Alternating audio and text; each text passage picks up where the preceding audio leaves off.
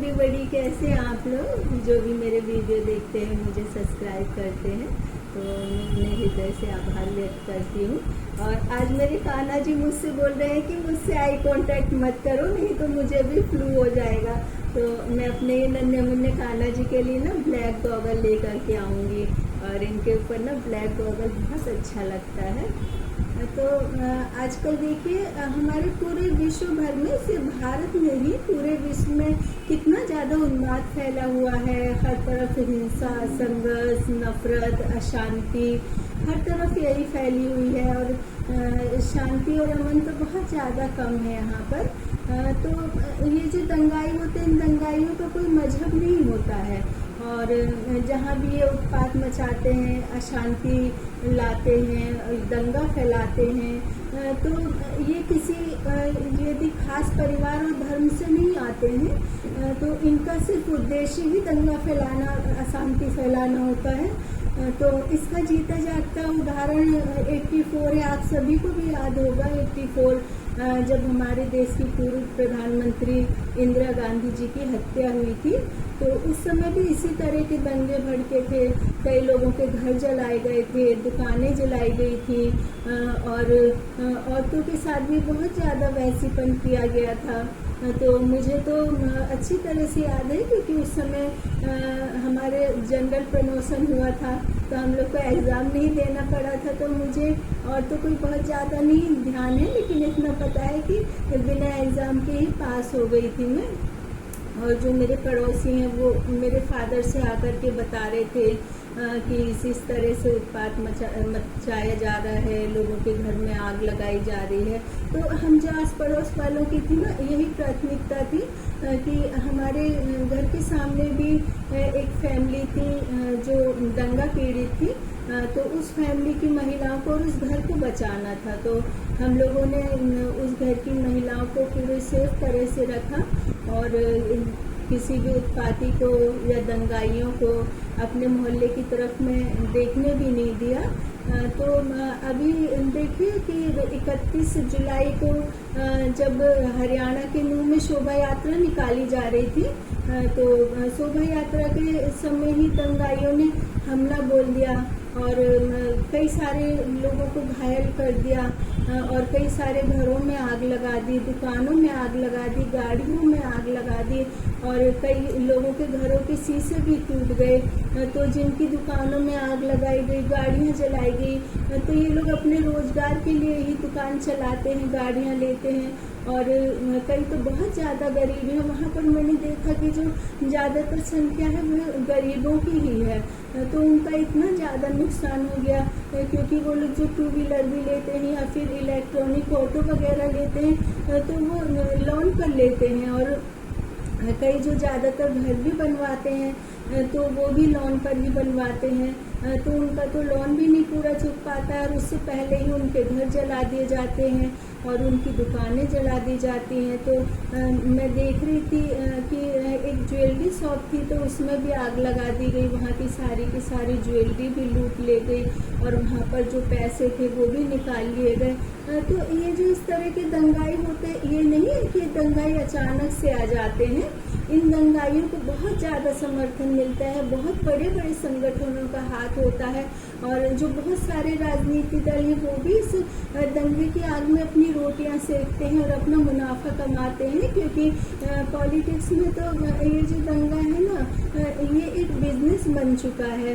तो ये जितने भी दंगाई होते हैं, ये कहाँ से आते हैं? और यहाँ पर नूह में जो दंगा हुआ था, उस दंगे में सिर्फ 10 से 20 साल के लोग थे, और दंगा भड़कते भड़कते इतना ज़्यादा आगे तक पहुँच गया कि वह पलवल और भी कई जगहों पर दंगा हो गया। तो इस तरह से हम लोगों को ये सोचना चाहिए कि इस तरह से यदि दंगाई जो है हमारे यहाँ पर फलते फूलते रहे, तो हम लोगों की खुद की सुरक्षा, शांति बहुत ज़्यादा खतरे में पड़ जाएगी। और इन दंगाइयों का एक संगठन होता है, और इन संगठनों को जो बड़े बड़े राजनीतिक दल होते हैं वही इनकी जो मदद करते हैं, इन्हें पैसा देते हैं, क्योंकि ये जो जितने भी दंगाई होती है बहुत ही गरीब घरों से आते हैं। इनके यहाँ पर एक टाइम की रोटी भी खाने के लिए नहीं होती है और ये पढ़े लिखे भी बहुत कम होते हैं। तो इस वजह से इन्हें इस दंगे में शामिल कर लिया जाता है। और जब वहाँ पर दंगा हो रहा था हरियाणा में, तो उस समय जब 144 धारा भी जब लगाई गई, जबकि दंगा हो चुका था और पुलिस बल भी उतना ज़्यादा नहीं था जितनी कि दंगाइयों की संख्या थी। देखिए हमारे यहाँ के कितने जो युवा हैं वो पुलिस में जाने की तैयारी करते रहते हैं, कितने साल से उनका सारा का सारा कैरियर ही पुलिस में जाने में लगा देते हैं, या तो वो सिपाही के लिए या किसी भी अच्छी पोस्ट के लिए ट्रेनिंग लेते रहते हैं। उनका कितना टाइम भी खराब होता है और उनकी जो फैमिली वालों की भी कितनी ज़्यादा उम्मीदें रहती हैं, और उसके बाद सारी तैयारी करने के बाद हर साल उनसे यही कह दिया जाता है कि अभी वैकेंसी नहीं निकली। और जब कहीं दंगाई उत्पात मचाते हैं और वहाँ पर इतना ज़्यादा उत्पात हो जाता है, नुकसान हो जाता है, बहुत सारे लोग जो हैं उनकी हत्या भी कर दी जाती है, तो ये कहा जाता है कि पूरी संख्या में पुलिस बल वहाँ पर तैनात नहीं था।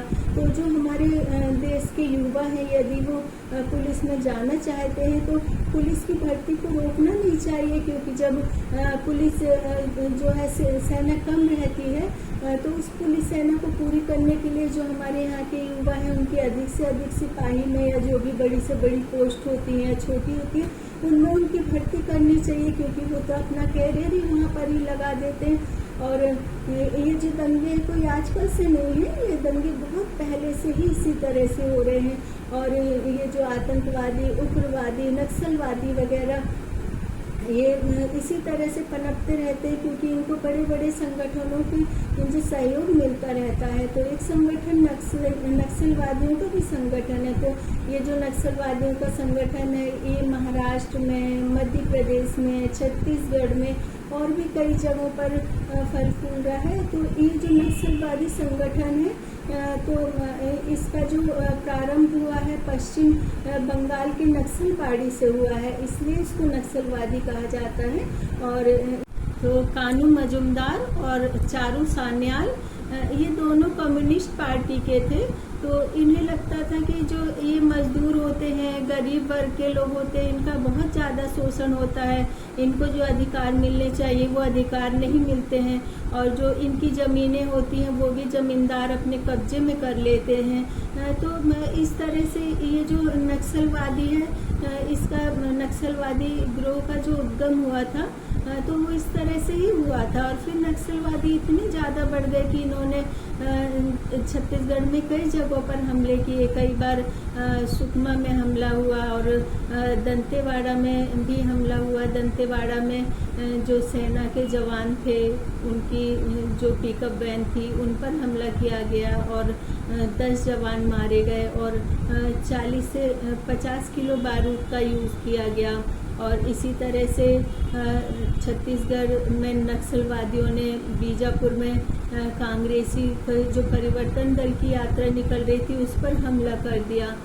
तो उसमें भी कई कांग्रेसी नेता, विद्याचरण शुक्ल, कई कांग्रेसी नेताओं की हत्या कर दी गई। लेकिन अब जो 2010 से नक्सलवादियों की संख्या बहुत कम होती जा रही है। पहले तो इन्हें ऐसी ट्रेनिंग दी जाती थी जैसे कि आर्मी वालों को ट्रेनिंग दी जाती है और इनको भी कई संगठनों का सहयोग मिलता था। लेकिन अब जो सरकार है वहाँ की बहुत ज़्यादा अलर्ट हो गई है और कई नक्सली जो है उन्होंने आत्मसमर्पण भी कर दिया है, क्योंकि उन नक्सलियों को रोजगार दिया जा रहा है और बच्चों को शिक्षित किया जा रहा है, उनको घर भी दिए जा रहे हैं। तो नक्सलियों की संख्या वहाँ पर दिनों दिन कम होती जा रही है। तो जो ये हमारे यहाँ पर जितना भी ये आतंक है, अशांति है, ये सिर्फ सजा देने से या सीसीटीवी के कैमरे लगा दिए उसमें देखो कि कौन कौन थे जो दंगाई थे और किस किस ने उत्पात मचाया, या फिर पुलिस फोर्स बहुत सारी लगा दी गई या पहले से अलर्ट कर दिया गया, इस तरह से नहीं होगा। ये तो सबसे पहले जो है हमारे देश में अशांति को खत्म करने के लिए आर्थिक दृष्टि से मजबूत होना होगा। जितने भी बच्चे अशिक्षित हैं उनको इस तरह से शिक्षित किया जाए कि यदि उनकी आर्थिक स्थिति अच्छी ना हो फिर भी उन्हें पूरी अच्छी शिक्षा मिल सके, उनके परिवार के लोगों को रोजगार मिल सके, और जिन लोगों के पास घर नहीं है उन्हें घर मिल सके। क्योंकि जो यही कमियां हैं, यही कमी इंसान को ज़्यादा से ज़्यादा अपराधी बनाती है। और जैसे कि हरियाणा में दंगे हुए, तो दंगे होने के बाद 5 जगहों के इंटरनेट भी बंद कर दिए गए, 5 जो जिलों के स्कूल कॉलेज भी बंद कर दिए गए। तो इससे बच्चों की जो पढ़ाई कितनी ज़्यादा प्रभावित होती है, कितने कितने दिनों तक स्कूल कॉलेज बंद रहते हैं, इंटरनेट भी बंद रहते हैं। तो जो ऑनलाइन पढ़ाई करते हैं या फिर कंपनी के बच्चे ऑनलाइन काम करते हैं, तो उनको बहुत ज़्यादा नुकसान होता है। और लोग अपने घर में रहकर भी शांति से नहीं रह सकते, क्योंकि उनके घरों को भी इस तरह से तोड़ा गया कि उनके घर की जो महिलाएं थी वो भी महफूज नहीं थी। तो उन्होंने अपने घर की जो महिलाएं हैं उनको भी सुरक्षित जगहों पर पहुंचाया, और अभी भी वहां पर शांति नहीं है। और इसी तरह से कुछ न कुछ बहाना करके लोग अशांति मचाते रहते हैं। तो पहली बात तो पुलिस जो बल है उसको पहले से ही तैनात रहना चाहिए। अधिकारियों को भी इस बात के लिए हमेशा अलर्ट रहना चाहिए कि कहाँ पर दंगा होगा या फिर कहाँ पर लड़ाई झगड़ा होगा, तो वहाँ पर पहले से ही फोर्स का इंतज़ाम किया जाए। और जो व्हाट्सएप ग्रुप है, सोशल मीडिया है, उस पर ज़्यादा से ज़्यादा नज़र रखी जाए। क्योंकि जो व्हाट्सएप के ग्रुप बनते हैं, यही व्हाट्सएप के ग्रुप बहुत सारे लोगों को एक टाइम का, एक जगह का समय दे देते हैं, और फिर सारे लोग एक जगह इकट्ठे हो जाते हैं, और एक जगह इकट्ठे होकर के फिर वो अपने अपराध को अंजाम देते हैं। तो जब तक एकदम गहन तरीके से इसकी जांच पड़ताल नहीं की जाएगी, शांति का कोई समाधान नहीं किया जाएगा, तो तब तक हमारे यहाँ पर जो है दंगे इसी तरह से होते रहेंगे। तो हमारे जो बड़े बड़े अधिकारी हैं उनकी प्राथमिकता पहले यही होनी चाहिए कि शांति और अमन लाने के लिए देश में सबसे पहले आर्थिक दृष्टि को सुदृढ़ करने के लिए सरकार को ध्यान देना चाहिए।